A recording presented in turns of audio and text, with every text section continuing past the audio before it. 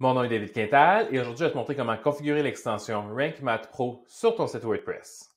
Au même titre que les extensions Yoast SEO et All-in-One SEO Pack, l'extension Rank Math est à propos d'ajouter des options sur ton site WordPress de manière à mettre en place le SEO sur ton site.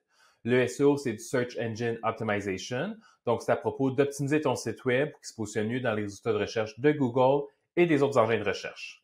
Donc, tu vas choisir une de ces trois extensions-là. Tu ne vas jamais installer plus qu'une de ces extensions-là sur ton site web. Aujourd'hui, on parle de Rank Math Pro. Tu pourrais choisir aussi Yoast SEO. Tu pourrais aussi choisir All-in-One SEO Pack. Donc, choisis une de ces trois extensions-là.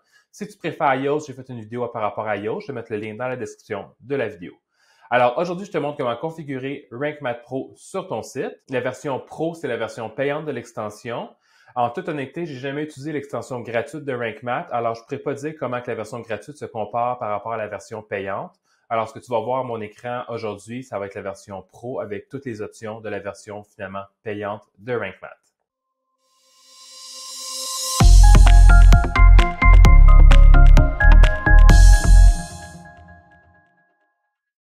Aujourd'hui, je vais te montrer comment configurer la version Pro de l'extension Rank Math, donc la version payante de Rank Math. Comme c'est souvent le cas avec des extensions WordPress, il y a une version gratuite et une version payante de Rank Math. Et puis, essentiellement, la différence entre la gratuite et la payante, c'est qu'avec la payante, tu as plus de fonctionnalités et puis tu as aussi accès au support technique de l'équipe de Rank Math. Donc, dans le doute aujourd'hui, installe la version gratuite. Tu vas voir à mon écran la version payante qui a plus de fonctionnalités. Ça va pouvoir te donner une idée en comparant entre ton site web et ce que tu vois à mon écran, si c'est nécessaire pour toi d'acheter la version payante. Si tu choisis d'acheter la version payante, il y a 3 licences différentes parmi lesquelles tu peux choisir. On va regarder ça ensemble rapidement aujourd'hui pour que tu puisses faire un choix. Donc, la grosse différence en réalité au niveau des fonctionnalités, si on regarde le tableau de fonctionnalités, les 3 versions payantes qui ont pratiquement toutes les mêmes fonctionnalités sont très similaires. La différence, c'est vraiment la quantité de sites web sur lesquels tu peux installer l'extension. Donc, si tu es propriétaire d'une entreprise et puis on parle juste d'un seul site web, le site web de ton entreprise, à ce moment-là, la version Pro à 59 $ américains par année convient entièrement à ton besoin. Par contre, si comme moi, tu as une agence et puis tu installes Rank Math sur les sites de tes clients, bien à ce moment-là, tu devrais te diriger plus vers une licence business ou agency pour pouvoir installer l'extension sur 100 ou sur 500 sites web de tes clients en plus du tien. Donc, dans le doute aujourd'hui, comme je te dis, installe la version gratuite, suis à mon écran, compare entre ce que tu vois sur la version gratuite sur ton site web versus ce que tu vois avec la version payante sur mon écran. Ça va te donner une idée si tu devrais acheter une licence. Puis si tu devrais acheter une licence, bien, choisis la pro, la business ou la agency selon si tu as seulement un site web ou plusieurs sites web sur lesquels installer l'extension. Alors, on va commencer aujourd'hui par installer l'extension. Donc, c'est comme d'habitude, quand on installe une extension sur WordPress, on va aller au menu Extensions. On va cliquer sur Ajouter. On va chercher Rank espace Math. Et puis, la bonne extension à installer, c'est celle-ci ici avec l'icône mauve, Rank Math SEO par Rank Math. On va cliquer sur Installer maintenant. Ensuite, on va l'activer. Et puis, à partir de là, il va nous demander est-ce que tu as un compte Rank Math, tu peux te connecter. Donc là, ce que tu devrais faire, c'est aller sur le site web de Rank Math, t'ouvrir un compte, et puis pendant que tu es connecté sur le site de Rank Math, cliquer sur le bouton bleu. Moi, j'ai déjà fait ça, donc je vais me connecter maintenant. Je lui confirme que je vais me connecter. Si jamais rendu sur cet écran-là, c'est encore en anglais. Disons que tu as un site web qui est en français, ton backend admin de WordPress est en français, mais que rendu sur cet écran-là, c'est en anglais. Ben à ce moment-là, c'est à cause des options dans ton WordPress. Si tu as choisi, si tu as un site qui est au Canada, puis tu as choisi Français Canada pour la langue de ton site, cet écran-là pourrait être en anglais pour toi parce que Rank Math a été traduit à français tout court. Il y a plusieurs français dans WordPress. Il y a français tout court, français Canada, français Belgique. Donc, tu as juste à changer la configuration de ton WordPress pour français tout court, puis tu vas pouvoir avoir cette interface-là en français. Donc, si on va utiliser le mode avancé pour pouvoir choisir toutes les options, je pense que par défaut, tu vas avoir un mode facile. Donc, on va choisir mode avancé pour pouvoir paramétrer toutes les options à notre goût. Ici, on doit indiquer à Rank Math quel type de site web on a. Donc là, en ce moment, sur le site web sur lequel je l'installe en ce moment, c'est un site web de formation sur lequel j'ai WooCommerce, l'extension de commerce électronique de WordPress. Donc, Rank Math pense que j'ai une boutique en ligne, donc il m'a proposé boutique en ligne. Sinon, je pourrais choisir dans la liste quel genre de site que j'ai. Donc, est-ce que c'est un blog de voyage, À ce moment-là, j'irai plus vers blog communautaire, blog site d'information. Si c'est un site web qui est juste à propos, un site web vitrine qui dit est où mon entreprise, qu'est-ce qu'on fait, etc., mais qu'il n'y a pas de boutique en ligne, je pourrais tout simplement choisir site pour les petites entreprises. Ici, on va faire comme si j'avais une boutique en ligne. Donc, on va choisir boutique en ligne. Après ça, il nous demande quel type d'organisation on a. Puis, on peut choisir la catégorie de notre organisation. On va y aller au hasard, disons boutique en ligne. On vend... Tiens, boutique de vêtements. Clothing store, tiens, comme ça. Donc, ça, c'est des options que tu vas configurer sur ton site web. Ça ne va pas apparaître sur le site web comme tel, mais RankMath s'en sert pour le schéma. Le schéma, c'est du code qui est imbriqué dans le code source des pages de ton site web, puis qui signale aux engins de recherche comme Google, c'est quel type d'entreprise que tu as, où tu es situé, l'adresse, les heures d'ouverture, ce genre d'informations-là. Donc, en passant à travers les différentes options de RankMath, il va nous demander des infos qu'il va utiliser dans le schéma qui soumet aux engins de recherche. Après ça, le nom de ton site web, ça va être le nom que tu as utilisé quand tu as configuré ton site web. Donc, normalement, c'est le nom de ton entreprise que tu vas mettre à cet endroit-là. Là, ici, j'ai formation Winnovio parce que c'est un site bidon que j'utilise aujourd'hui pour faire la vidéo. Après ça, tu dois fournir les icônes, ton logo pour les partages sociaux sur Google et sur Facebook et ailleurs. Donc, ça, c'est ce qu'on appelle, dans le cas de Facebook, on appelle ça la balise Open Graph. Donc, essentiellement, c'est quand on partage, disons que quelqu'un partage une page de ton site web sur Facebook ou sur un autre réseau social, le robot de ce réseau social-là va aller visiter la page de ton site web, puis il va aller chercher le titre de la page, un extrait du texte, puis une image. Si tu veux être sûr que Facebook ne prenne pas n'importe quelle image sur ton site web, pour chacune des pages, chacun des articles, tu vas pouvoir paramétrer c'est quoi l'image que tu veux que soit partagée dans la balise Open Graph. Et puis, dans le cas où tu aurais une page ou un article de blog ou une page de produit sur laquelle il n'y aurait pas cette configuration-là pour la balise Open Graph, bien là, à ce moment-là, il va utiliser cette image-là que tu as configurée dans RankMath. Donc, pour ce qui est de Google, l'image doit faire les tailles qui sont indiquées ici, au moins 160 par 90 jusqu'à un maximum de 1920 par 1080. Je te recommande d'aller au maximum possible. Comme ça, si elle est trop grosse, Google va tout simplement la redimensionner pour l'utiliser où il y a besoin de l'utiliser. Et puis, pour ce qui est de la balise Open Graph pour Facebook et les autres réseaux sociaux, le format recommandé, c'est 1200 pixels par 630. Donc, naturellement, tu dois préparer ces images-là d'avance ou tu dois demander à ta graphiste de les préparer d'avance. Elles doivent être en format JPEG, ça pourrait être aussi en format PNG. Donc, JPEG ou PNG, ça convient pour ces deux images-là. Donc, disons que j'ai choisi mes images en question. Je continuerai à cette étape-ci. Rendu à cette étape-là, il t'offre de connecter RankMath à tes services Google, des services comme Google Analytics puis la Google Search Console, ce qui s'appelait Google Webmaster Tools avant. Donc là, aujourd'hui, le site sur lequel j'installe RankMath, c'est un site web qui n'est pas disponible, auquel Google n'a pas accès, c'est pas disponible publiquement. Donc, c'est pas possible pour moi aujourd'hui de connecter ce site web-là à Google. Par contre, dans ton cas, si ton site web est en ligne, tu as Google Analytics sur ton site web, ton site web est inscrit dans la Google Search Console, bien là, à ce moment-là, définitivement, clique sur le bouton Connecter, puis suis les étapes pour donner la permission à RankMath d'accéder les données Google Analytics de ton site web, puis d'accéder les données Google Search Console de ton site web. Si jamais tu veux ajouter la Google Search Console plus tard ou tu sais pas c'est quoi la Google Search Console, j'ai fait une vidéo à propos de ça, tu peux aller voir dans la description de la vidéo, je vais mettre un lien. Donc là, disons que j'ai connecté RankMath au service Google. Je vais continuer. Donc là, il va m'emmener à travers différentes options, puis il va me dire est-ce que tu veux l'activer ou pas. Donc là, définitivement, je vais vouloir activer le plan de site. Il y a deux types de plans de site sur un site web. Tu peux aller voir ma vidéo à propos des plans de site, mais la version abrégée de la vidéo, c'est qu'on a un plan de site XML qui est à propos des engins de recherche, puis on a un plan de site HTML qui est une page sur ton site web qui est à la fois pour les engins de recherche et pour les internautes.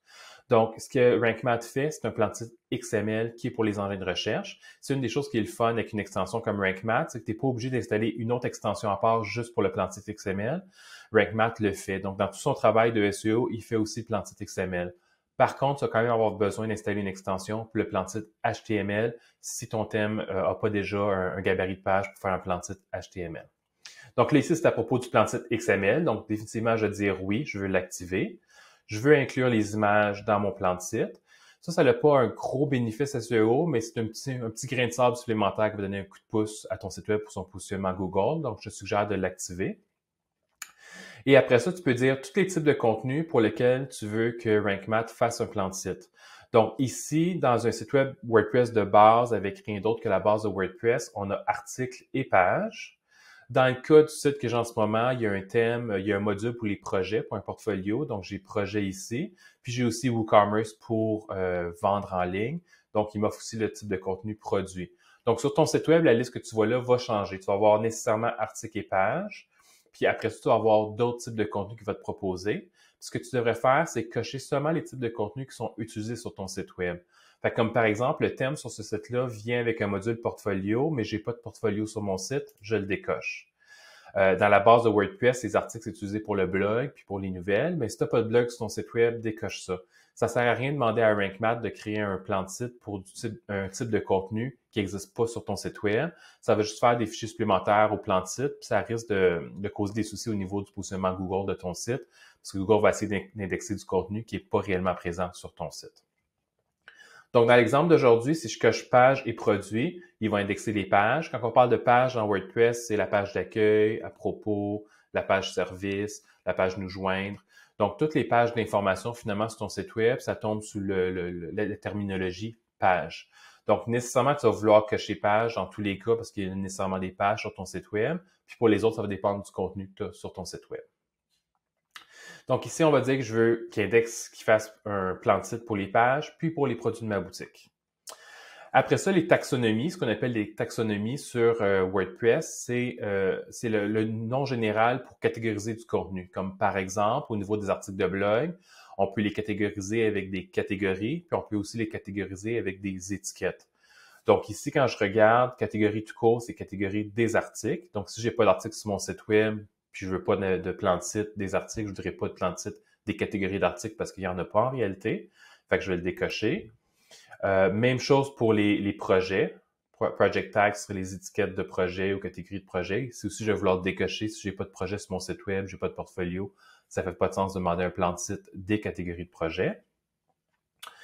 Des étiquettes, pardon. Project tags, étiquettes. Puis après ça, catégorie de produits, c'est catégorie.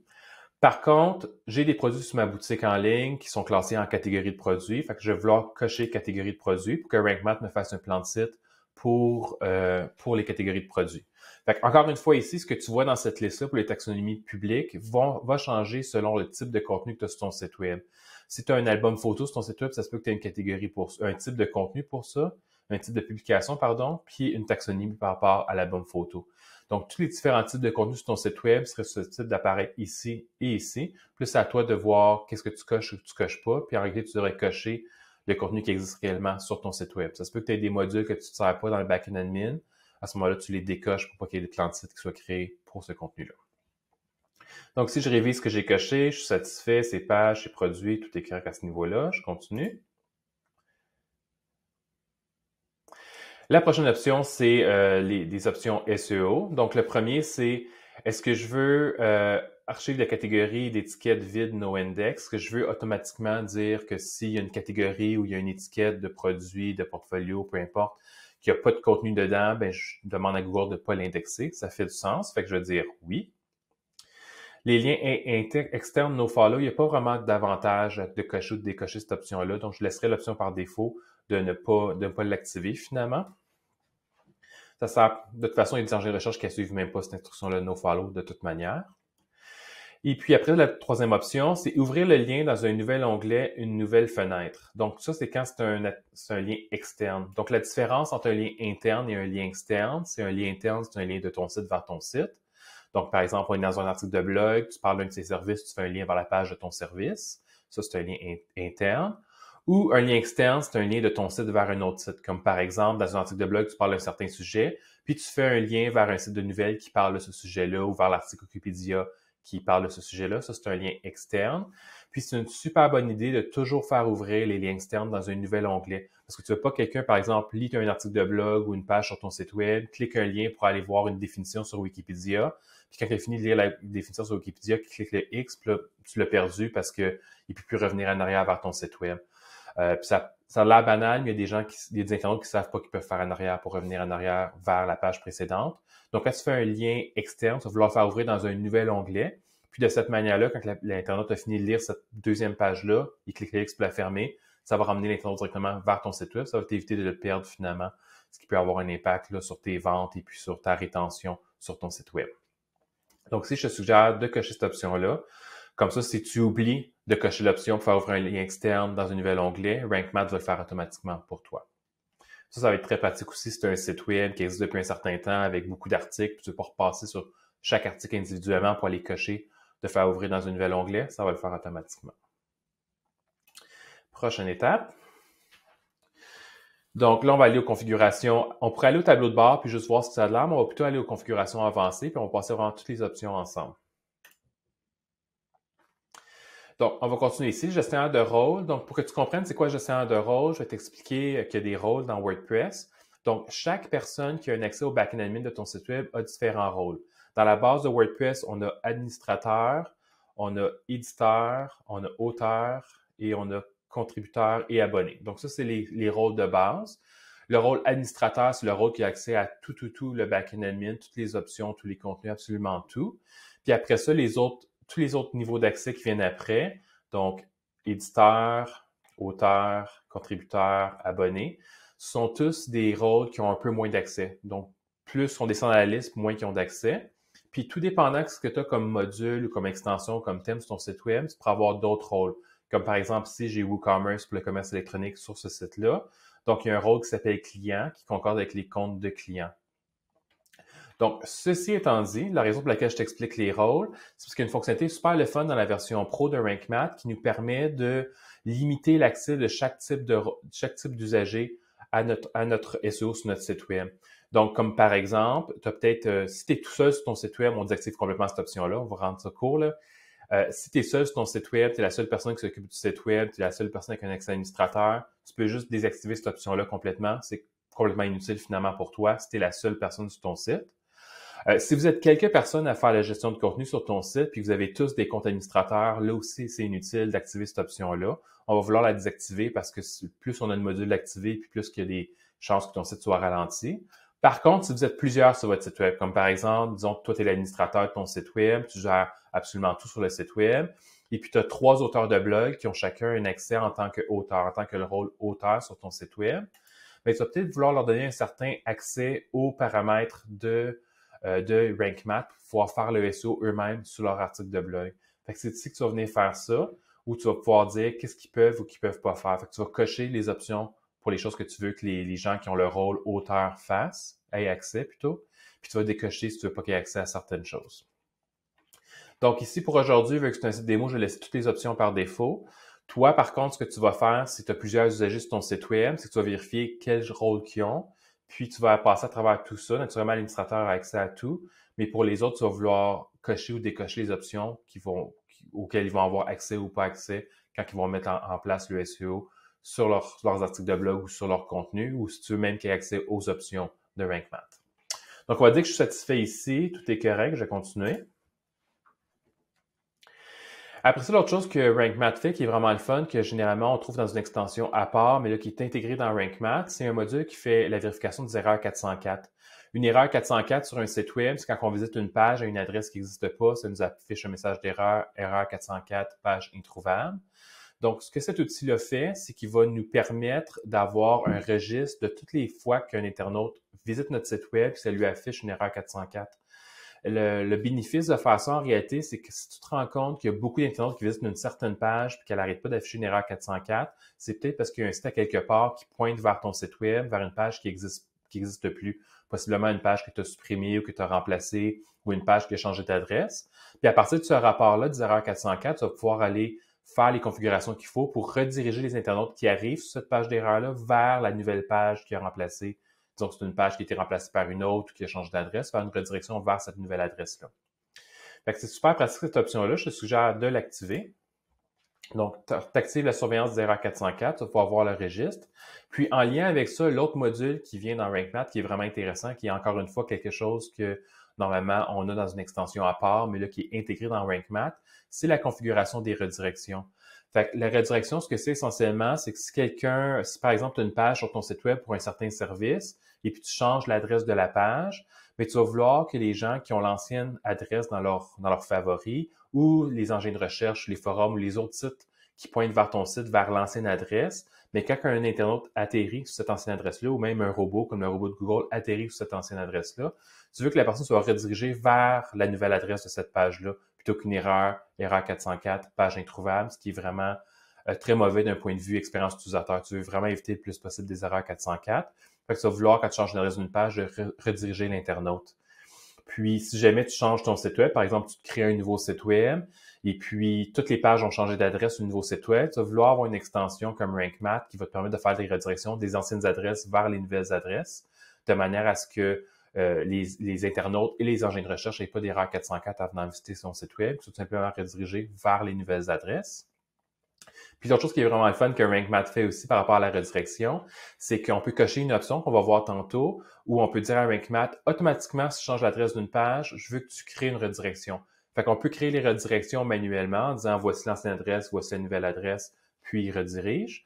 Mais ce qu'on peut faire aussi avec RankMath, c'est tout simplement cocher l'option pour que quand on change l'adresse d'une page, il crée automatiquement une redirection. Je vais te montrer plus concrètement tantôt ce que ça a de l'air quand on va aller dans les redirections.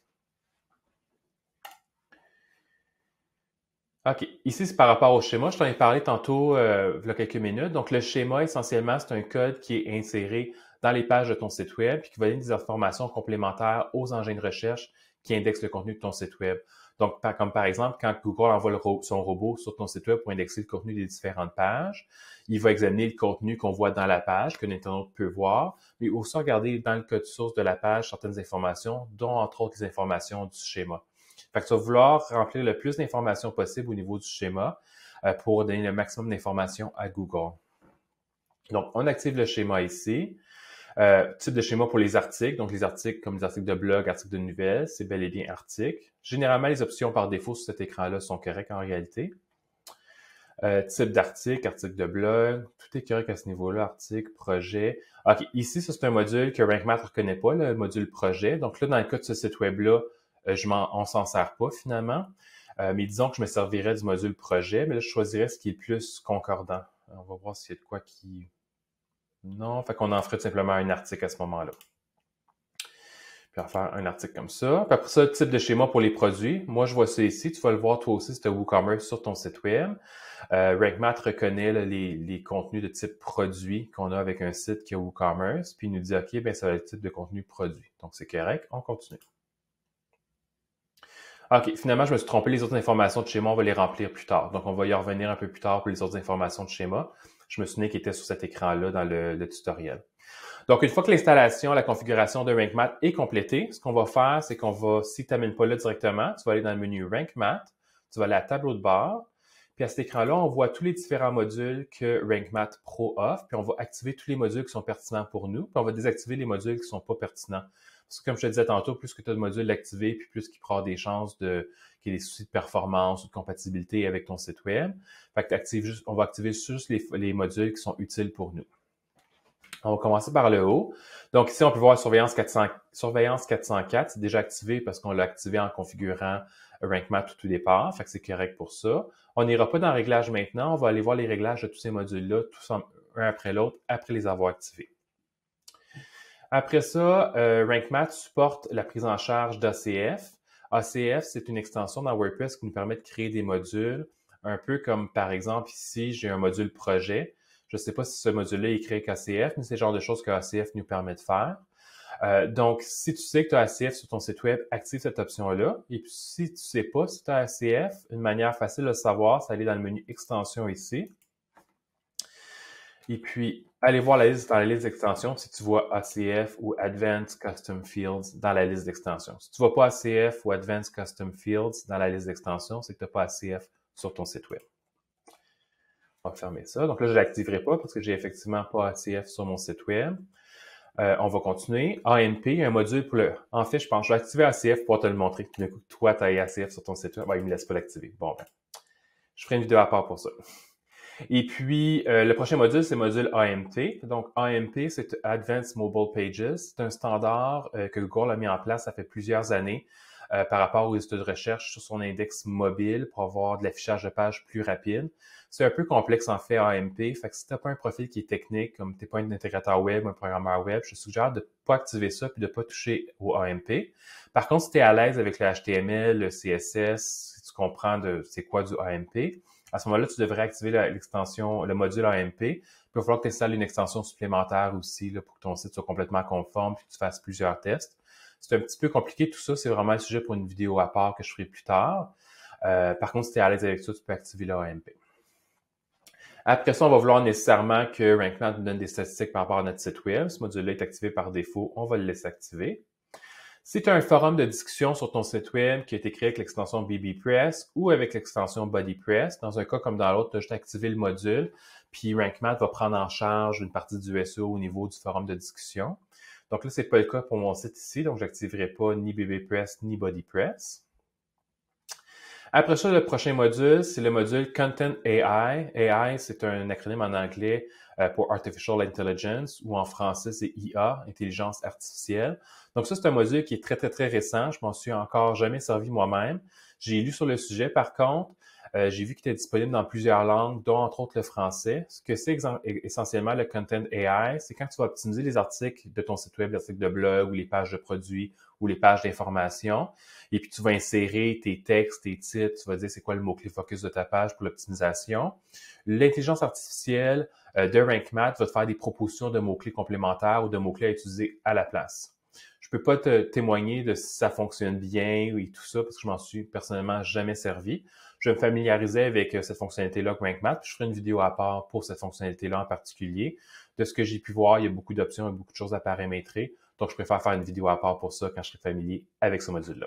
Donc, pour l'instant, on va le désactiver. L'autre module, c'est pour faire le SEO au niveau des images. Définitivement, tu vas vouloir activer cette option-là parce qu'elle fait plein de petits trucs par rapport au alt et par rapport à différents trucs pour tes images qui vont donner un petit coup de pouce SEO supplémentaire à ton site web. C'est rien de particulièrement gros, mais ces petits coups de pouce, quand on accumule ces petits grains de sable-là, mais ça fait un château de sable à la fin, finalement. Il y a beaucoup de choses qu'on fait en SEO qui sont juste un petit grain de sable, mais quand on accumule les grains de sable, ça fait un château de sable, puis on a un site qui se positionne bien sur Google. Donc, ce qui est le fun avec RankMath, ce module-là pour SEO Image, c'est qu'il met en place plein de petits trucs par rapport au SEO sur les images qui prennent un peu de temps, qui généralement valent pas le temps que tu investirais à le faire manuellement, mais il va le faire automatiquement pour toi. Fait que ça devient vraiment très intéressant parce que tu accumules plein de petits grains de sable sans avoir vraiment à investir de temps pour les mettre en place, ces grains de sable-là. Donc, on active SEO Image. Ça aussi, on va aller le régler tantôt. Le module suivant, c'est indexation instantanée. Ça, c'est pour faire en sorte qu'à toutes les fois que RankMath se rend compte que tu as modifié du contenu sur ton site web, mettons, tu as ajouté du contenu, modifié du contenu, supprimé du contenu, à ce moment-là, si tu as activé ce module-là, puis tu as connecté, par exemple, ton site web à Bing, à Google, etc., ton site va tout de suite aller demander à Bing, à Google et aux autres engins de recherche de venir sur ton site web et d'indexer tout de suite les changements que tu viens de faire. Donc, ça a vraiment un bénéfice super intéressant. Surtout si tu fais beaucoup de changements sur ton site web, tu veux que rapidement les engins de recherche reviennent sur ton site web et réindexent ton site web. Si tu veux pas installer ce module-là, mais que tu veux quand même que Google vienne rapidement sur ton site web, ben tout ce que tu as à faire vraiment, c'est d'installer, de mettre ton site web sur la Google Search Console, qui est un service externe à WordPress, et puis demander à Google de venir indexer ton site web. J'ai fait une vidéo par rapport à ça, je vais le mettre dans la description de la vidéo d'aujourd'hui.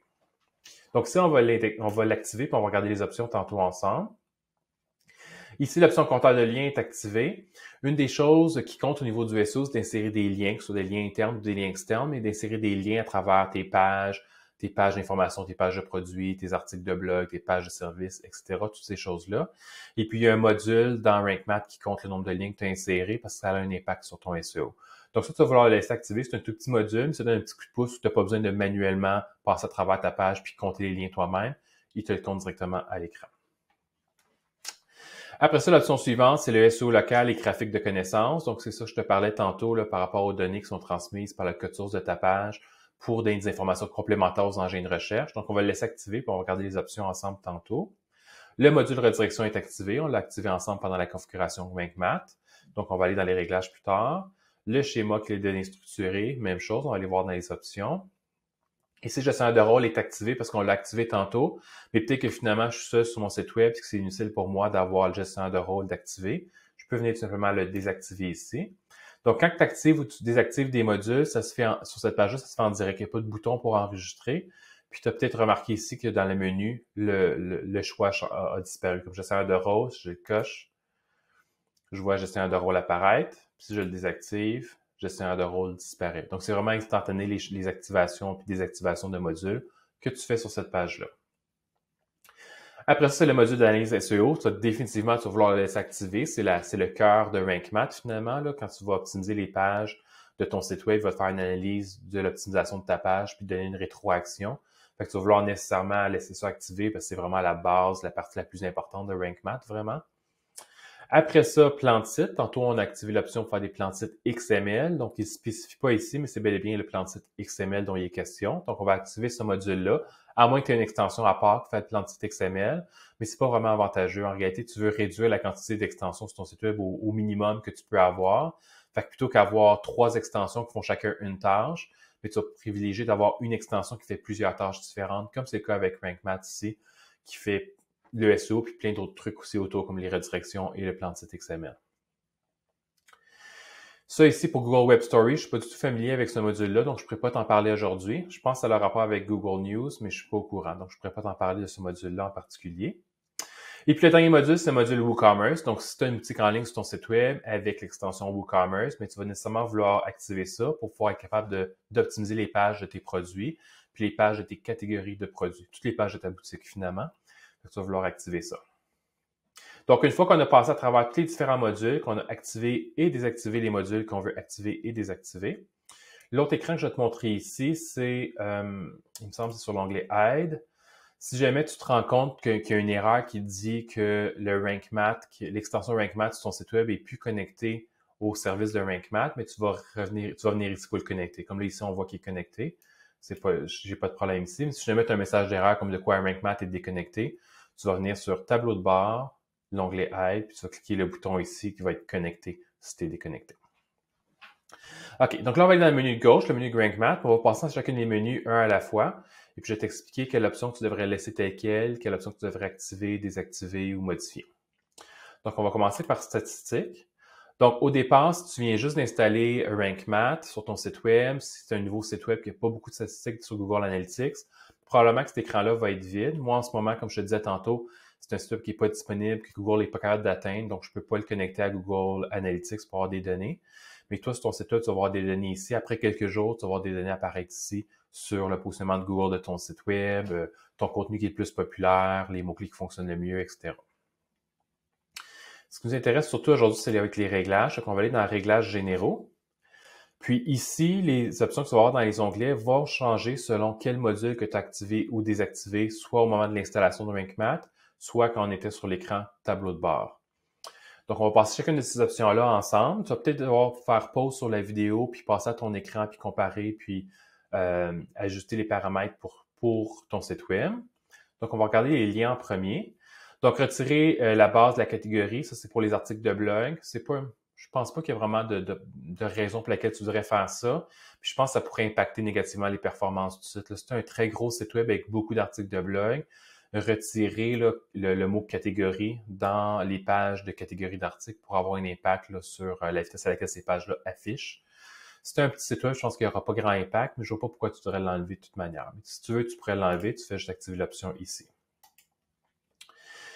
Redirection des pièces jointes, ça fait en sorte, une des choses que WordPress fait quand on insère des pièces jointes comme un PDF ou une image dans une page, c'est qu'il va par défaut créer une page à part pour afficher que l'image. C'est pas super utile de faire ça. Fait qu'on va vouloir faire une redirection pour pas qu'il fasse ce genre de choses-là. C'est une vieille fonctionnalité de WordPress qui, je sais pas pourquoi ils ont créé ça en réalité dans WordPress, ça me semble pas très utile. Fait que tu vas vouloir laisser cette option-là activée pour être sûr que ça fasse pas la redirection. Après ça, on l'a déjà activé en installant. Je t'expliquais tantôt c'était quoi le nofollow sur les liens externes. Lien de fichier nofollow, c'est pas vraiment nécessaire ça non plus, fait qu'on peut le laisser désactiver. Puis ça, on l'a activé tantôt pour que les nouveaux onglets s'ouvrent, les liens externes, s'ouvrent dans un nouvel onglet. Fait qu'on veut le laisser activer. Donc là, ici, j'ai rien changé, mais si j'avais changé quelque chose, je cliquerais sur sauvegarder la modification. Puis après ça, on va au prochain onglet. Le prochain onglet, c'est le fil d'Ariane. Le fil d'Ariane, c'est vraiment un sujet à part pour une autre vidéo. Essentiellement, ce que c'est un fil d'Ariane, c'est, on va aller sur le site de Winovio, je vais te le montrer. ici. C'est par exemple, on est dans la page création de site e-commerce. Ici, cette ligne de texte-là ici, c'est le fil d'Ariane. Donc, le fil d'Ariane, essentiellement, c'est comme une table des matières, si on veut, qui nous indique, ou un signe qui nous indique où on est rendu dans le site web. Donc, à partir de la page d'accueil, on est allé à la page de nos services. Puis là, présentement, on est sur création de site web. Puis, je pourrais cliquer pour retourner en arrière à la page service. Donc, ça, c'est un fil d'Ariane. Ça, c'est le genre de choses qui serait configuré déjà sur ton site web là, avec le thème ou avec une extension dédiée à un fil d'Ariane. Fait que là, tout dépendant comment ton programmeur web ou toi avait créé ton site web, ça se peut que ce soit pas nécessaire d'activer cette option-là. Donc, si tu as déjà un fil d'Ariane sur ton site web, puis que c'est quelque chose qui vient avec le thème de ton site web, laisse cette option-là désactivée. Si tu as un fil d'Ariane sur ton site web, puis que le fil d'Ariane est inséré par une extension qui sert juste à ça, tu te souviens ce que je t'ai dit tantôt, plutôt qu'avoir 3 extensions qui font chacun une tâche, on préfère avoir une extension qui fait 3 tâches. Mais ça, c'est une des exemples dans lesquels Rank Math devient intéressant. Puis ça t'évite d'installer une extension juste pour insérer un fil d'Ariane sur tes pages, parce que Rank Math va le faire. Par contre, la mise en place du fil d'Ariane est peut-être un petit peu trop compliquée si tu n'as pas un profil technique comme un intégrateur web ou un programmeur web, parce que tu dois aller jouer dans le code du thème de ton site. Donc, évite d'activer cette option-là si tu n'es pas à l'aise avec le code PHP, avec le HTML, avec le CSS. Confie ça plutôt à ton programmeur web. Donc, pour l'instant, on va laisser ça désactivé. Après ça, on va aller à l'onglet Images. Et puis là, c'est là que je te disais tantôt, une des choses que Rank Math fait, c'est d'optimiser les images pour que ce soit mieux optimisé au niveau du SEO. Puis ce que Rank Math va faire, c'est des petits grains de sable qui prennent trop de temps si tu le fais manuellement toi-même pour que ça vaille vraiment la peine. Mais là, il va le faire automatiquement, fait que ça devient vraiment intéressant. Donc, active en réalité la balise Alt ici. La balise Title, je ne l'activerai pas sur les images ou active-la puis teste. Ce qui va arriver sur certains sites web, si tu actives la balise titre, c'est qu'il va rajouter un titre en dessous de chacune des photos sur ton site web, ce qui risque d'être laid, surtout si tout ce que tu fais, c'est juste insérer le mot-clé pour ton SEO. Fait que moi, je te dirais de ne pas activer la balise titre, à moins qu'elle n'apparaisse pas dans les pages. Mais généralement, la balise Alt est suffisante. La balise Alt, ce que c'est essentiellement, c'est quand on va passer, je sais pas si j'ai un exemple que je pourrais te donner ici, par exemple ici. Si je vais dans le code source de cette page-là, la bannière qui est ici, si je fais un clic droit puis je vais dans l'inspecteur, je peux voir, ça c'est la balise, ici l'image, puis si je regarde Alt, dans le Alt, il y a le mot-clé focus de cette page-là, de cet article de blog-là. Donc c'est un petit truc qui donne un petit grain de sable supplémentaire pour ton SEO. Puis, ce qui est le fun avec Rank Math, c'est qu'il le fait automatiquement pour toi. Donc ce que tu vas faire ici, c'est que tu vas activer l'option, puis tu vas lui demander d'insérer le mot-clé focus de la page. Donc, le mot-clé que tu vas utiliser pour optimiser cette page-là sur laquelle l'image apparaît, il va utiliser ce mot-clé-là, puis il va la mettre dans la balise Alt. Donc, ça va faire en sorte que si tu fais la rédaction d'une balise Alt, comme c'était le cas ici, c'est une balise Alt pour laquelle on a fait la rédaction parce qu'on a vraiment une petite phrase, fait qu'on a vraiment fait une rédaction de balise Alt. À ce moment-là, c'est ça qui apparaît dans la balise Alt. Par contre, si tu oublies de mettre le Alt, ou si tu as plusieurs contenus, plusieurs images à travers ton site web qui n'ont pas de Alt dessus, bien, ce que WordPress, plutôt que ce que Rank Math va faire, tu vas simplement insérer le mot-clé focus. C'est un petit peu moins efficace d'un point de vue SEO, mais c'est mieux que rien du tout finalement. Puis avant d'activer cette option-là, ce que ton site a sur les balises Alt, sur les paramètres Alt, des balises images, c'est rien du tout finalement. Fait que là, je vais choisir ici dans la liste Keyword.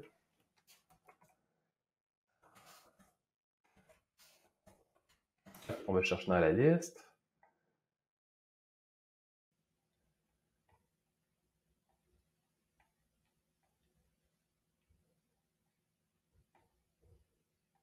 Focus Keyword, ici, mot-clé principal.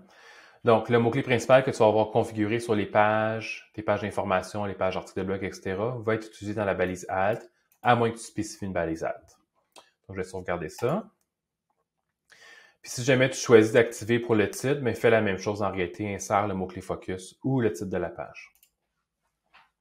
On va aller à l'outil Webmaster. Donc, si tu aimerais ajouter ton site à la Google Search Console, ce qui s'appelait avant la Google Webmaster Tools, une manière super facile de le faire, c'est d'aller sur le site de la Search Console, passer à travers les différentes étapes pour ajouter. Il va te donner un code identifiant de ton compte que tu vas mettre ici.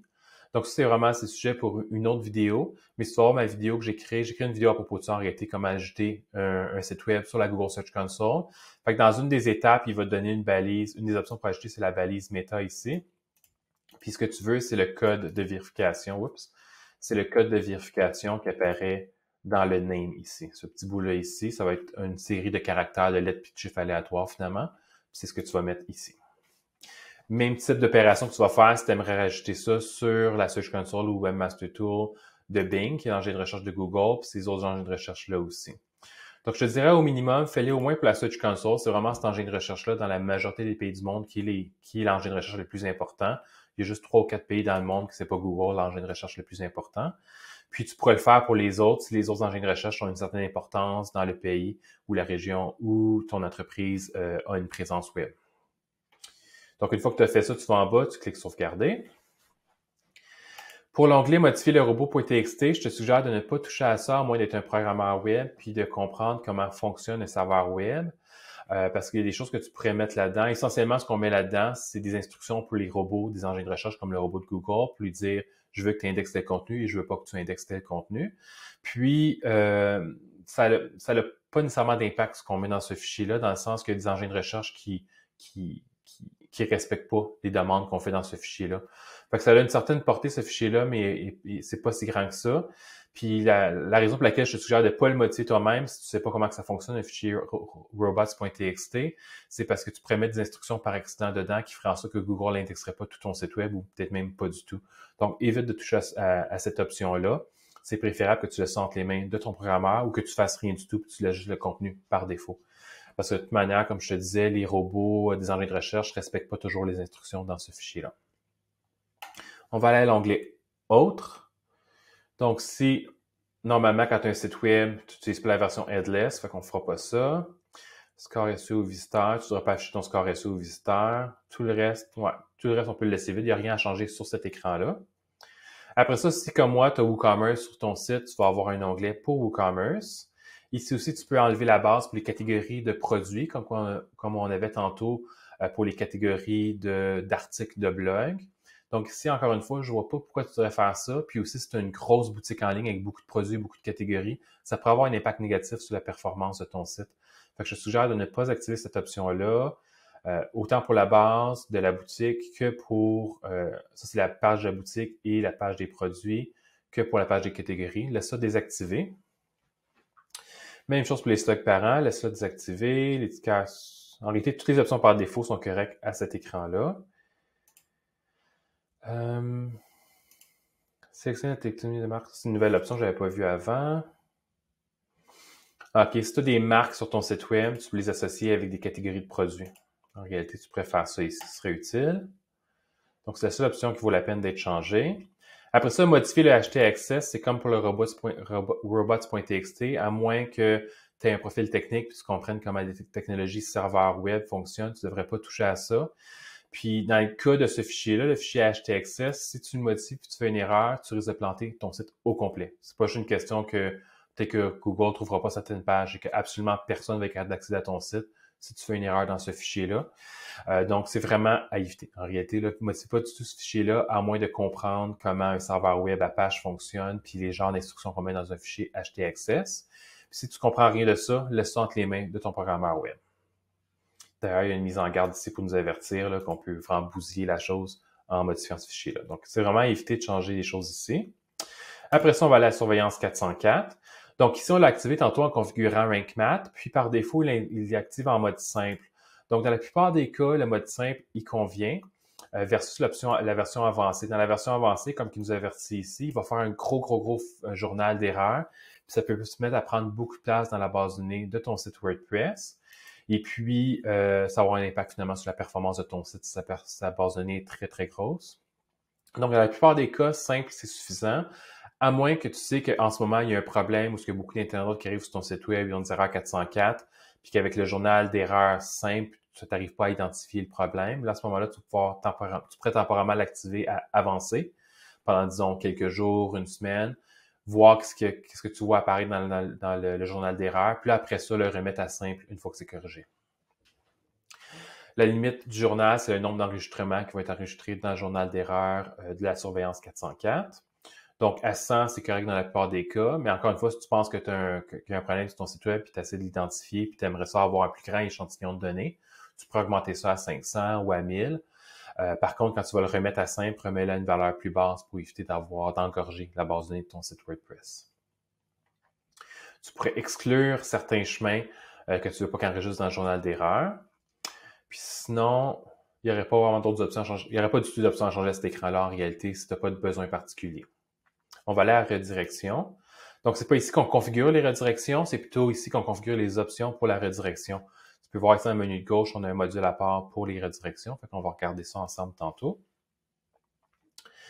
Donc, une des choses que tu pourrais faire, c'est activer le débogage des redirections. Ce que ça fait, le débogage des redirections, c'est que plutôt que de rediriger directement de l'ancienne adresse vers la nouvelle adresse d'une page, comme vraiment directement sans qu'on se rende compte qu'il y a une redirection, il va afficher un message entre les deux disant « OK, voici l'ancienne adresse que tu viens de rentrer, voici la nouvelle adresse vers laquelle je vais diriger. » Puis là, après ça, on doit cliquer où il y a un petit délai, puis là, il redirige vers l'autre page. Fait que tu vas vouloir faire ça, comme ça le dit, Debug Redirection, c'est pour faire du débogage. Donc, si jamais tu te rends compte qu'il y a des problèmes de redirection sur ton site web, puis tu aimerais comprendre pourquoi ça fonctionne pas bien la redirection, comme par exemple, tu as un message d'erreur dans des furteurs comme Chrome ou Firefox, s'il y a trop de redirections vers des redirections, puis ça fait une boucle, il va y avoir un message d'erreur qui va dire trop de redirections, puis il va afficher un message d'erreur, puis il affichera pas ton site. Fait que si tu vois ce genre de message d'erreur-là, tu pourrais vouloir activer le debug de redirection pour voir c'est quoi les différentes étapes à travers lesquelles il passe pour la redirection. Peut-être qu'il part d'une adresse A pour rediriger vers une adresse B, pour rediriger vers une adresse C, qui C redirige vers A, puis ça fait juste une boucle comme ça. C'est généralement ça qui arrive quand on a un message d'erreur, trop de redirection dans un furteur web. Fait qu'en activant le débogage, tu vas pouvoir suivre ce parcours-là de A à B, de B à C, de C à A, puis voir où est-ce qu'il y a le bug, puis aller le corriger dans le gestionnaire de redirection. Par contre, c'est pas quelque chose que tu vas vouloir activer en tout temps sur ton site web. Ça affiche un message à toutes les redirections. Tu veux pas que les internautes voient ça. Tu vas faire ça juste pendant les quelques minutes ou l'heure dans laquelle tu es en train de débugger un problème. Puis tu vas immédiatement aller désactiver l'option.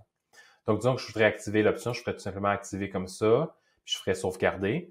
Je fais mon débogage, puis après ça, je reviens à cet écran-là, je désactive l'option, puis je refais sauvegarder encore.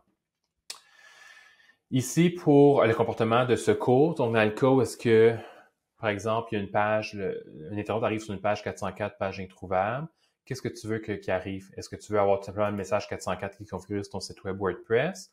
Ou si tu aimerais que l'internaute soit redirigé vers la page d'accueil ou soit redirigé vers une page en particulier? Donc, moi, je te dirais de jamais choisir rediriger vers la page d'accueil. C'est vraiment pas user-friendly du tout. En fait, ça sème la confusion là, chez l'internaute qui pense qu'il va atterrir sur une page qui parle d'un produit ou qui parle d'un service ou un article de blog, puis paf, il est redirigé sur la page d'accueil. Fait que si tu as un internaute qui arrive, par exemple, d'un engin de recherche, qui doit atterrir sur une page d'un article de blog, puis qui est redirigé immédiatement vers la page d'accueil, il va tout te dire « OK, je suis pas au bon endroit, c'est pas ce que je cherche, qu'est-ce qui se passe, c'est quoi cette page-là? » Puis il va quitter rapidement ton site web, ce qui est retourné dans les résultats de recherche Google, ce qui va avoir un impact négatif sur le positionnement Google de ton site, puisqu'il y a un impact très, très négatif sur l'expérience utilisateur. Fait que moi, je te dirais évite de choisir l'option « Rediriger vers la page d'accueil ».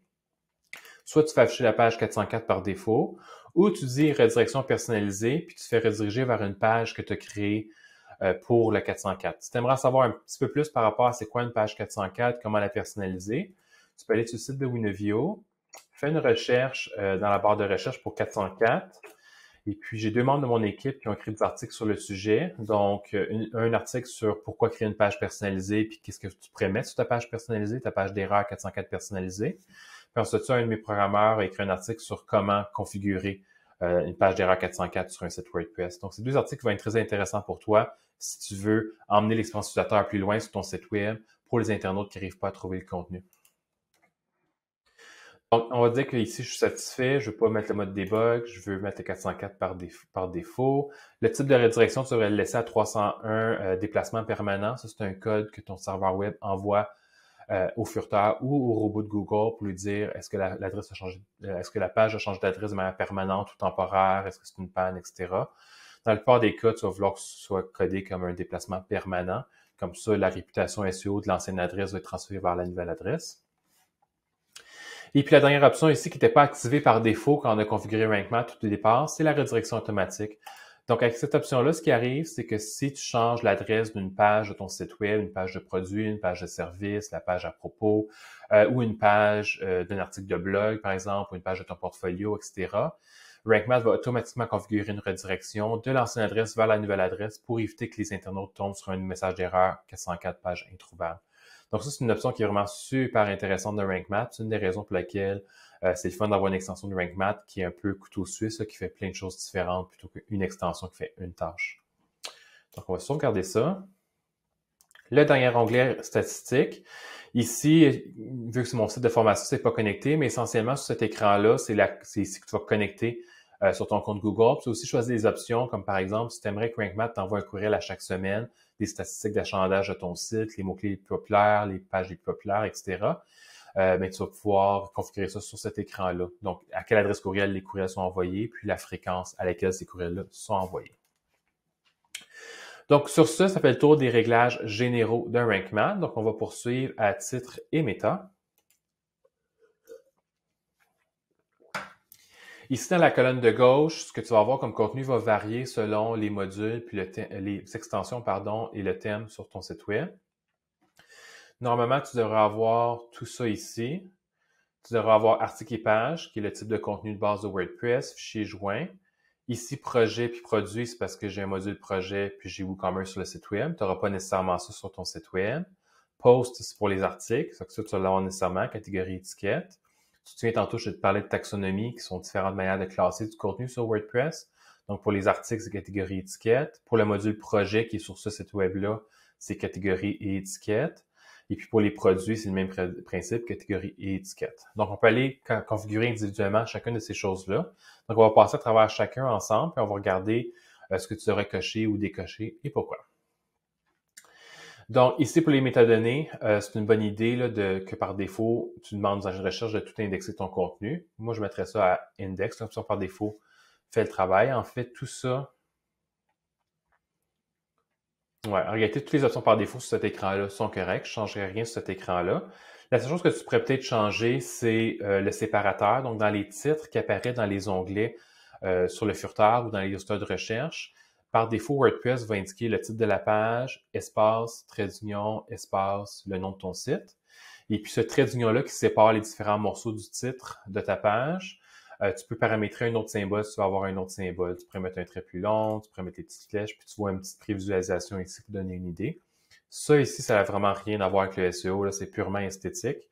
Donc, tu peux laisser l'option par défaut, tu peux mettre autre chose, ça va avoir aucun impact sur le positionnement Google de ton site. Et puis, tu te souviens, tantôt, on a configuré une balise ton logo dans une balise Open Graph pour que quand les pages de ton site sont partagées puis il n'y a pas de balise Open Graph de configurer, que ce soit ton logo qui affiche ou une image au hasard choisie par Facebook.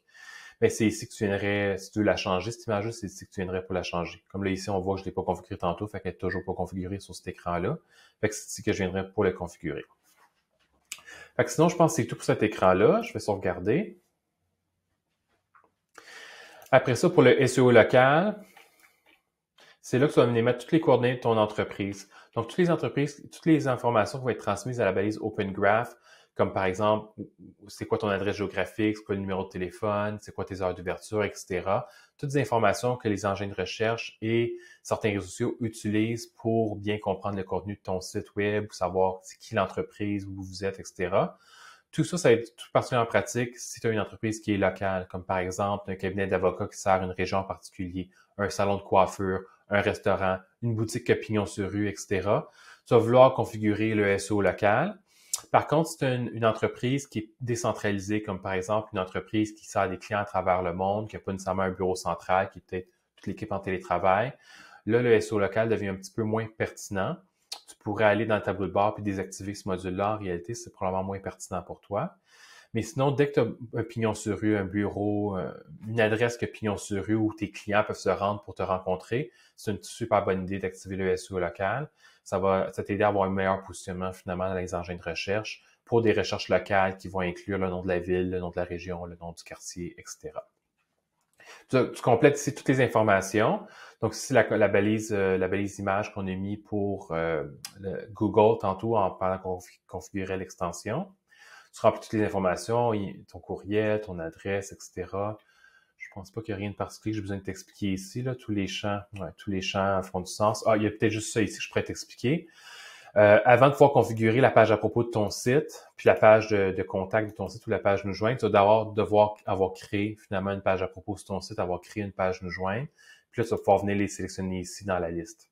Comme là, en ce moment, sur ce site-là, j'ai pas de page à créer, donc il n'y a rien dans la liste. Mais sur un vrai site web, si tu as une page nous joindre, c'est ici que tu viendrais la sélectionner. Donc, on va dire que je suis satisfait de tout ça. Je peux faire enregistrer. Ah, il y a un petit truc ici. La clé d'API Google Maps, c'est pas nécessaire que tu la configures, à moins d'avoir des cartes Google sur ton site web qui sont pas intégrées en iframe. Mais tu vas savoir en intégrant une carte sur ton site web, c'est un message d'erreur, c'est qu'il faudrait que tu viennes configurer la clé d'API. Mais dans la plupart des cas, c'est pas nécessaire ou c'est inclus dans le module carte. Fait que tu viendrais pas le configurer ici de toute manière. OK, après ça, les métadonnées sociales, c'est si tu viens mettre les liens de tous tes réseaux sociaux, Facebook, Instagram, etc. Tu vas mettre tes différentes clés. Ça, ici, c'est pas nécessaire en réalité de le remplir. Ça va être utile si tu as une présence ou tu as une application, mettons, sur Facebook. Tu vas vouloir relier ça au site web pour prouver ton identité. Donc, dans la plupart des cas, tu peux laisser ça vide. C'est pas vraiment important de compléter cette partie-là. Après ça, l'onglet page d'accueil, c'est quelque chose qui se configure au niveau de WordPress. Donc, ouais, c'est fait qu'il faut modifier la page d'accueil pour modifier les informations de la page d'accueil ici. Donc ici, moi, j'ai rien à faire par rapport à la configuration de mon site. Sinon, il va me demander d'entrer le métatitre, la métadescription, puis tu les rentres. Si c'est le cas pour ton site, rentre les informations ici. Après ça, format de publication, les options ici sont par défaut sont correctes. En fait, sur la plupart de ces onglets-là, les options par défaut sont correctes. Fait qu'on va passer un peu plus rapidement sur ces options-là. Oui, les options par défaut sont correctes ici. Même chose pour auteur. Ici, tu pourrais vouloir changer quelque chose. Si au niveau de ton site web, tu n'as pas de blog, tu pourrais désactiver les archives de l'auteur qui ne sont pas nécessaires. Une archive d'auteur, ce que c'est essentiellement, c'est quand on va sur un blog, comme par exemple le blog de Winavio, puis ici en barre latérale, on a la liste de tous les auteurs. Disons, je clique sur moi.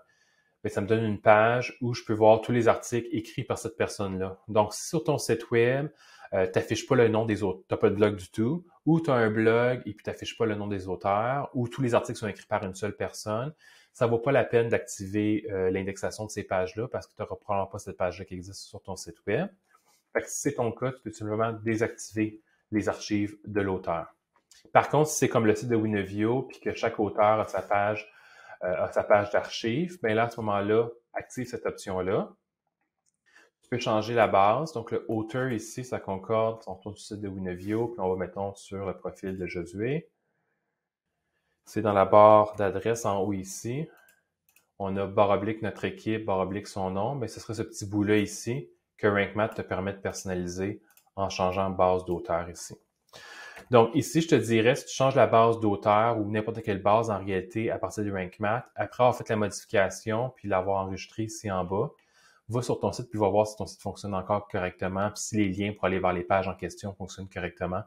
Ça se peut que changer l'option ici bug quelque chose sur ton site si tu as une autre extension comme ACF qui met une base différente dans tes configurations de WordPress. Donc, dans le doute, touche pas à cette option-là. Mais si tu sais que ça tu fais, change l'option puis va tout de suite tester si tout est correct.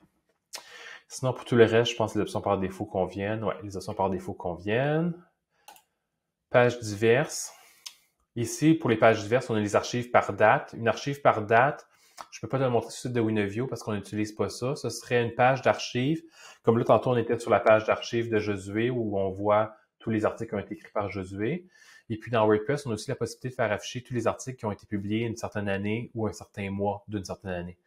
Ça, c'est les pages d'archives par date. Donc, si tu as un blog sur ton site web et que tu fais afficher via un widget les pages d'archives par date, à ce moment-là, tu devrais activer cette option-là, puis changer des paramètres si tu trouves qu'il y a de quoi qu'il y a à changer. Je pense que dans la base, ouais, tout est correct en réalité. Sinon, tu désactives cette option-là si tu n'as pas de blog ou si tu as un blog, mais que tu n'affiches pas ou tu n'as pas de widget sur ton site web pour mener les internautes vers une page d'archives par date. Comme c'est le cas justement sur le site de Winavio. On n'a rien sur notre site web, ici dans les widgets, qui permet à un internaute d'aller voir les archives par date. Donc, ça ne servira à rien sur ce site web-là d'activer cette option-là dans RankMath. Donc, on désactive ça ici. Après ces autres options, je pense qu'elles sont correctes. Ouais, le reste est correct. Tu pourrais venir traduire ici là, le titre de ta page d'erreur 404 si tu n'as pas créé une page personnalisée. Sinon, le reste des options sont correctes. Après ça, il y a d'autres types de publications. On va aller dans Articles. Donc, ici, ce que tu peux faire, c'est paramétrer le titre par défaut de tes articles de blog. Donc, on va prendre le site de Winavio comme exemple encore. On va aller sur cet article-là. Tu peux voir ici que le titre de l'article, c'est Astuces SEO, le robot de Google. Puis dans l'onglet ici, c'est Astuces SEO, le robot de Google, /Winavio. Donc, dans cette option-là, ici, quand on est sur l'onglet article, c'est ici qu'on vient paramétrer ça. Donc, on dit, mets le titre de l'article, espace, un séparateur, espace, le titre du site. Dans le cas du titre de Winavio, le séparateur, c'est une barre oblique. Donc, on peut le voir ici. Astuces SEO, le robot de Google, qui est le titre de l'article, espace, barre oblique, espace, Winavio. Donc, ça, c'est pour le méta-titre. Après ça, c'est la même chose pour la méta-description. Tu peux paramétrer RankMath pour qu'automatiquement, il crée des méta-descriptions pour tes articles. Ces deux paramètres-là, en réalité, de paramétrer automatiquement le méta-titre et la méta-description va être très utile si tu as plusieurs articles sur ton site web, puis tu veux que automatiquement tous les titres et toutes les descriptions, tous les méta-titres et toutes les méta-descriptions aient un certain texte dedans avant, puis éventuellement tu peux repasser sur tes articles pour spécifier c'est quoi le méta-titre que tu veux, c'est quoi la méta-description que tu veux. Mais dans la cause que tu ne l'as pas spécifié encore ou que tu spécifies peut-être jamais, mais au moins RankMath va faire un minimum pour faire un méta-titre et une méta-description qui fait du sens. Après ça, si on l'a déjà configuré, titre de schéma pour les articles, c'est article. Titre principal. Tout le reste des options, je pense que c'est correct avec les options par défaut.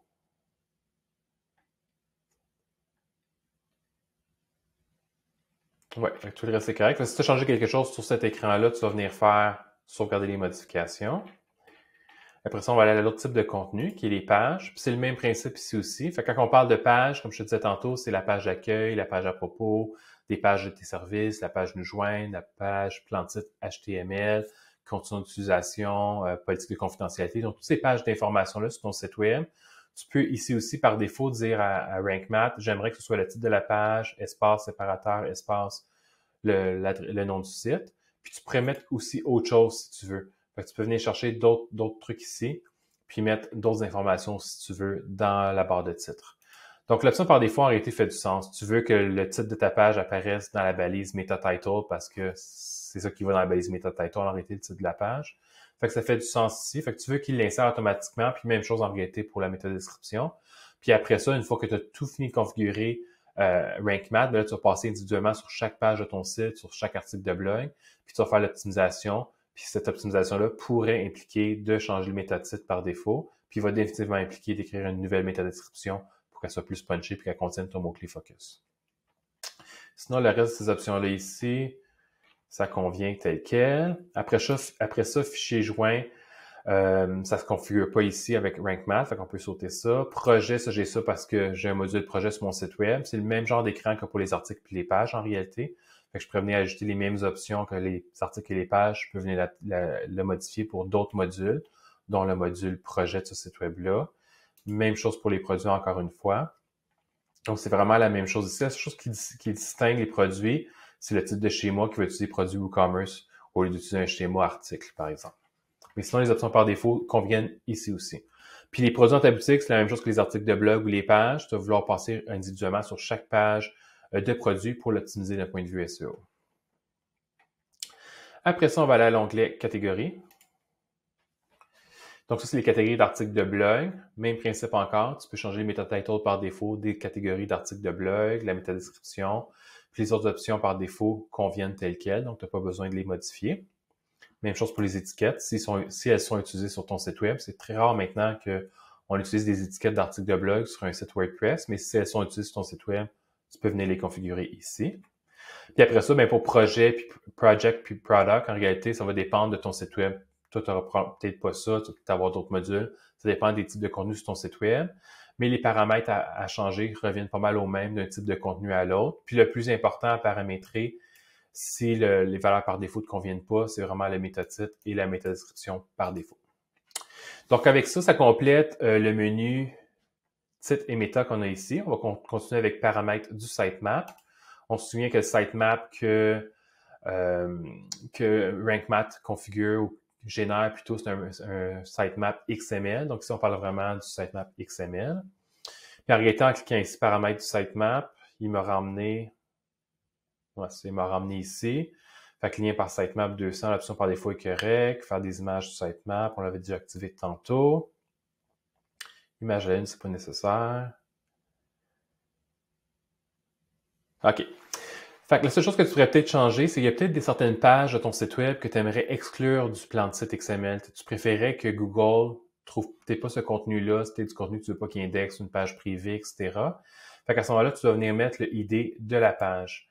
Fait que pour avoir l'ID de la page, par exemple, tu vas dans ton module page sur WordPress. Disons, je voudrais exclure, mettons, la page panier. Je passe ma souris sur la page panier. Puis tu peux voir dans le bas de l'écran, il y a l'adresse de la page, puis on voit post égale à 27. 27, c'est le numéro d'identification de cette page-là. Et puis, mettons, je vais exclure politique de confidentialité. Ça, c'est la page 3. Fait que la page 27 et la page 3, je veux les exclure. Je retourne dans mes options de Rank Math. Je fais 27,3. Puis, il va exclure ces deux pages-là du plan de site XML. Puis là, je peux faire enregistrer. Puis là, en faisant enregistrer, il va créer un nouveau plan de site XML dans lequel il va exclure ces deux pages-là. Puis on peut aller le voir ici.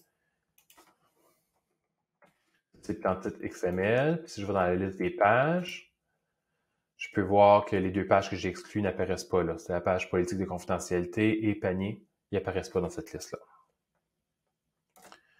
On va fermer ça.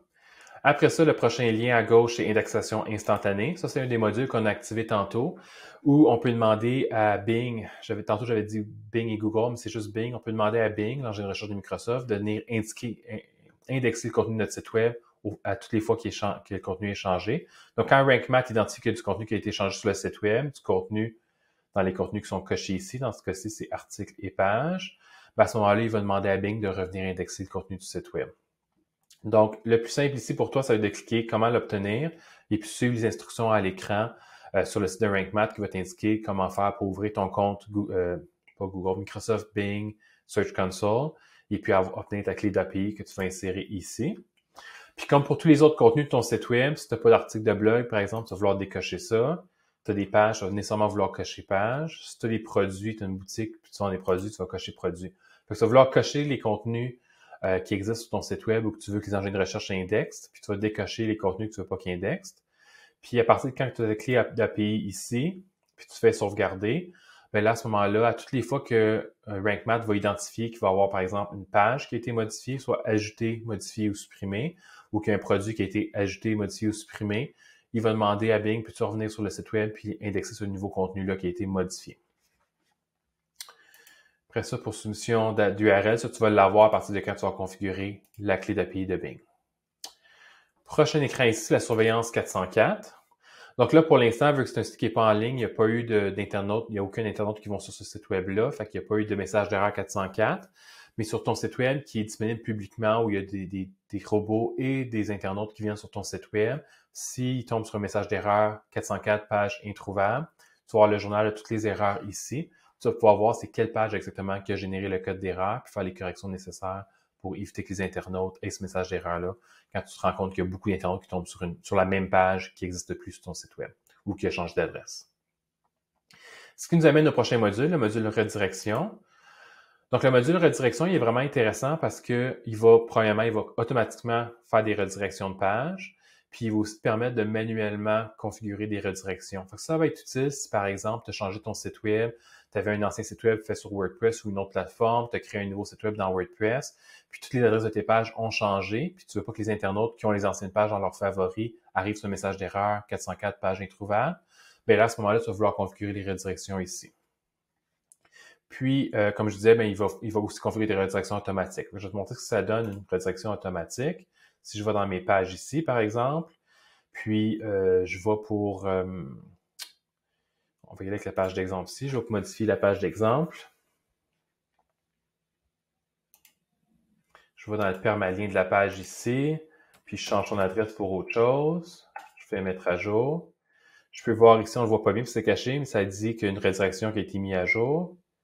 Si je reviens en arrière, normalement, j'irai dans le menu, quand je vais dans le module redirection, je devrais voir ma redirection qui est apparue maintenant.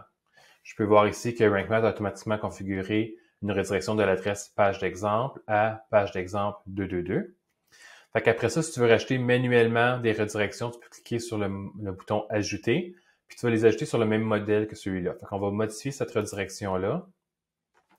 Tu peux voir que ce qu'on met ici, la URL de la source, c'est ce qui vient après la barre oblique, donc le .com barre oblique, ce qui vient après. On veut avoir un match qui est exact. Puis l'URL de la destination, c'est l'adresse au complet avec le HTTPS, le nom de domaine, etc.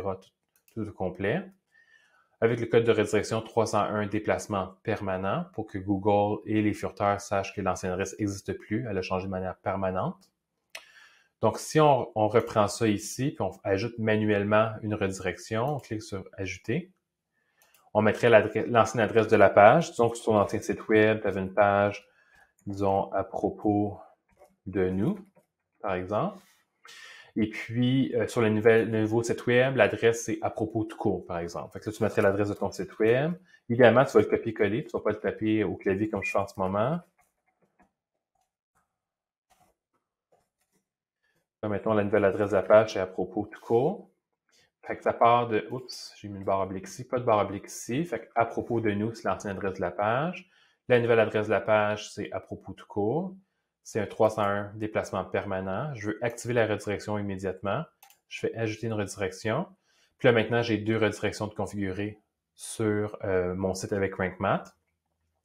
Si jamais il y a des redirections qui causent des erreurs, puis je veux pas les supprimer complètement, je veux les désactiver le temps de faire des tests. Je peux cliquer sur modifier, faire désactiver. À ce moment-là, la redirection reste dans la liste, puis je peux aller la remodifier plus tard ou la supprimer, et puis je peux aussi la réactiver en allant ici, puis en cliquant sur « Activer ».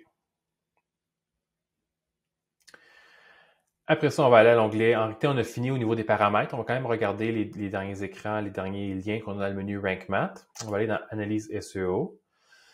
Donc, ici, ce que tu vas faire, une fois que tu vas avoir fini de configurer RankMath, tu vas avoir créé toutes les pages de ton site web, les articles, etc. Tout est en place. Tu vas cliquer sur « Démarrer l'analyse à l'échelle du site ». Ça va lui prendre de quelques minutes à plus longtemps, là, dépendant de la grosseur de ton site. Puis, il va analyser tout le contenu de ton site web, puis il va te produire un rapport qui va être affiché à cet écran-là. Et je pense qu'il l'envoie aussi par courriel, où il va dire c'est quoi les mots-clés utilisés sur chaque page, c'est quoi les pages les plus performantes, etc. Il va y avoir différentes statistiques comme ça, puis il va te relever les choses à corriger sur ton site web d'un point de vue SEO. Donc, c'est vraiment intéressant ce rapport-là pour ça, pour avoir justement les choses à corriger d'un point de vue SEO. C'est pour ça que tu vas vouloir rouler ce rapport-là, exécuter ce rapport-là, après avoir mis le SEO en place sur ton site web. Donc, tu configures RankMath, tu vas optimiser tes articles de blog, tu vas optimiser tes pages de produits, tes pages d'information, etc. Puis après ça, tu viens ici pour démarrer l'analyse. Puis il va te dire ce qui t'a échappé, des choses que tu as, des erreurs que tu as faites ou des choses que tu pourrais ajuster. Puis tu vas pouvoir aller faire ces ajustements-là puis redémarrer une autre analyse pour voir si ça s'est amélioré depuis. Fait que ça, c'est pour l'outil d'analyse SEO. Après ça, statut et outils. Ça, c'est plus pour faire du débogage. Fait que ton programmeur web pourrait se servir de ça s'il y a besoin de déboguer des choses sur ton site web. Ou toi, si tu as des soucis avec RankMath puis que tu payes la version payante de RankMath, à ce moment-là, tu as accès au support de l'équipe de RankMath, puis ça se peut qu'ils te demandent de venir sur cet écran-là pour leur envoyer des informations. Fait que tu vas faire ça pour pouvoir débugger des soucis potentiels sur ton site web. Et puis finalement, le dernier lien, c'est tout simplement l'aide en ligne vers le site de RankMath. Donc, quand tu cliques ici, ça t'amène vers le site de RankMath, vers leur support en ligne, qui est, je pense, seulement en anglais. Mais il y a beaucoup de ressources disponibles sur leur site web pour du support. Alors, bravo, c'est rendu à la fin de la vidéo d'aujourd'hui. C'est une vidéo qui est un peu plus longue que l'habitude parce qu'il y a vraiment beaucoup d'options dans RankMath. J'espère que j'ai été clair et que tu as pu configurer ton site web de manière optimale pour mettre en place le SEO sur ton site web. Si tu aimerais avoir plus d'informations par rapport à RankMath, par rapport au SEO, par rapport à WordPress ou quoi que ce soit par rapport à ton site web, je t'invite à t'abonner à la chaîne YouTube de Winovio et puis n'oublie pas de cliquer la petite cloche pour être avisé la prochaine fois que je vais faire une vidéo. À la prochaine!